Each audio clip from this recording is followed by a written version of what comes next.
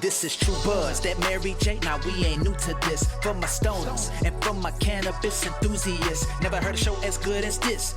Number one, it's the best. Bringing in many special guests in the industry of cannabis. Business owners to growers, even artists you know of. So sit back and just roll up. Perfect show for my smokers. True Buzz, hey.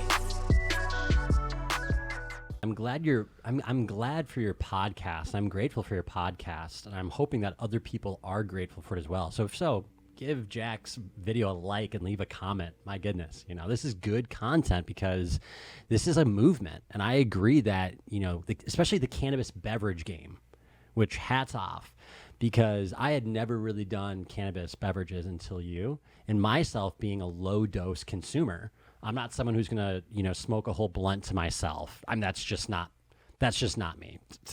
That'd be really wasteful for me. I do really well on low doses of THC because I still want to do things, and I enjoy the creative aspect and the creative outlet of it, and, designing things and creating and thinking outside the box. And I think cannabis beverages are perfect. I think they're perfect. I love it. Because it's great from a creativity standpoint. It's fun. It's different. It makes you feel like you're consuming alcohol.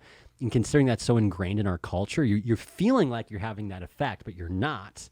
It's healthier. You're not smoking. You don't smell.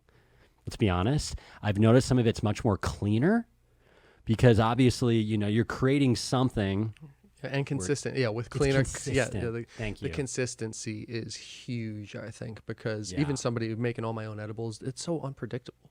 Right. Even smoking, you could even buy the same stuff. And even that being said, with edibles I've had, drinks I've had, there's always could still be little inconsistencies. Sure. Because I have my favorite edible brand that I buy, and every now and then I'll get a batch that's not quite as good from their pills, but it's like part of it too.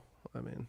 Yeah. But in general, I'm like just too granular sometimes too. Even, but it's like I love hearing you say that as somebody who's kind of on the outside of the market in a lot of ways, because it's just really hitting now, and it really hasn't even yet, and that's where I feel like I'm so thankful to be at the forefront of it, because dude, I'm telling you, bro, and we've talked about it before. Imagine 10 years from now, dude, this is gonna be so normal. People drinking weed. Yeah. There's going to be big companies getting into it. Look, I got that Jones soda can bottle right over there behind you.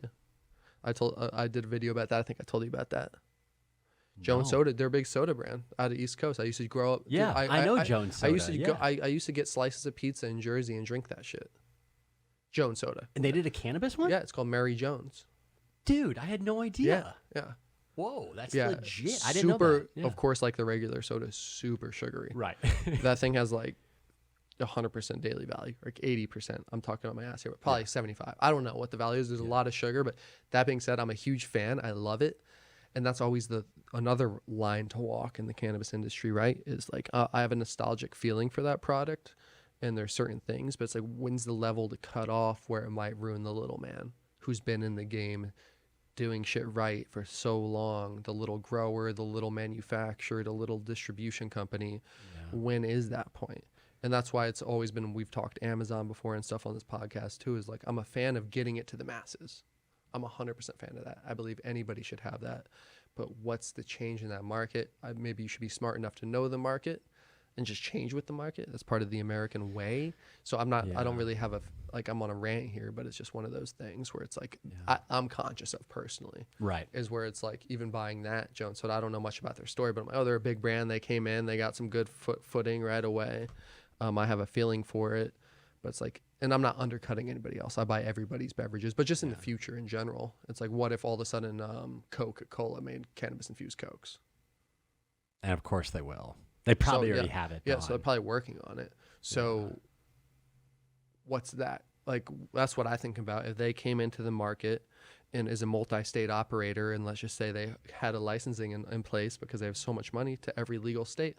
Well, yeah, they've distribution and they undercut on everybody on pricing. Yep, that's 100% going to happen. So they undercut everybody on pricing. Right. They give it to, and the crazy thing about it is that's the beverage market, right? A lot of the beverage market is kind of curious. Go deeper about that. Like kind of curious, like people who don't who never smoked before, don't like edibles, maybe had a smoke or two, even like yourself, we've smoked before, but like don't even smoke that much. Right. Just people who are kind of curious, like, oh, I've heard good things about cannabis in the news, and my friends say good things about it. Yeah. Let me check it out and see what it's about. And then if they see a brand that clicks in their head that they've grown up with, i.e. Coca-Cola, Pepsi, which are, you know, Gatorade, Powerade, whatever the drink is under that umbrella company, with that, the beverage market's the best place to do. I don't think anybody can necessarily come in and undercut some of these brands that have built up in flower. Sure. Respect. You know, they could, but there's still that more of a culture. I guess there's not just, I guess what I'm saying is there's not as much of a culture behind cannabis beverages yet. So that, I think, is why it's going to be a super interesting market for these huge companies that have already been established. I've never really put that in words, just thinking about it now. No, I like it. I mean, I know we've talked about this before. I mean, eventually there'll be a day where you can get on your Amazon Prime account and order, you know, a 20-pack of pre-rolls. It looks like a pack of cigarettes that shows up and it's cannabis. And you're getting it delivered same day. So I have a question for you.